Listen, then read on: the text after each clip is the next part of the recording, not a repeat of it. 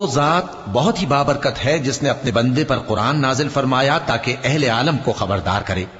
وہی کہ آسمانوں اور زمین کی بادشاہی اسی کی ہے، اور جس نے کسی کو بیٹا نہیں بنایا اور جس کا بادشاہی میں کوئی شریک نہیں، اور جس نے ہر چیز کو پیدا کیا پھر اس کا ایک اندازہ ٹھہرایا، اور لوگوں نے اس کے سوا اور معبود بنا لیے ہیں جو کوئی چیز بھی پیدا نہیں کر سکتے اور خود پیدا کیے گئے ہیں، اور نہ اپنے لیے نقصان کا اور نہ نفع کا کچھ اختیار رکھتے ہیں، اور نہ مرنا ان کے اختیار میں ہے اور نہ جینا اور نہ مر کر اٹھ کھڑے ہونا۔ اور کافر کہتے ہیں کہ یہ قرآن من گھڑت باتیں ہیں جو اس مدعی رسالت نے بنا لی ہیں، اور کچھ دوسرے لوگوں نے اس میں اس کی مدد کی ہے۔ یہ لوگ ایسا کہنے سے ظلم اور جھوٹ پر اتر آئے ہیں،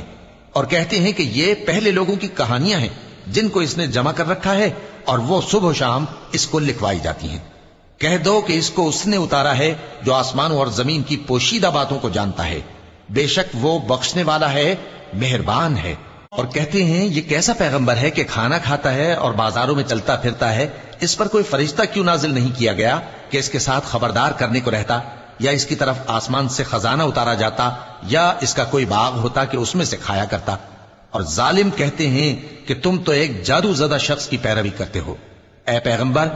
دیکھو تو یہ تمہارے بارے میں کس کس طرح کی باتیں کرتے ہیں، سو گمراہ ہو گئے اور رستہ نہیں پا سکتے۔ وہ اللہ بہت بابرکت ہے جو اگر چاہے تو تمہارے لیے اس سے بہتر چیزیں بنا دے، یعنی باغات جن کے نیچے نہریں بہ رہی ہوں، نیز تمہارے لیے محل بنا دے۔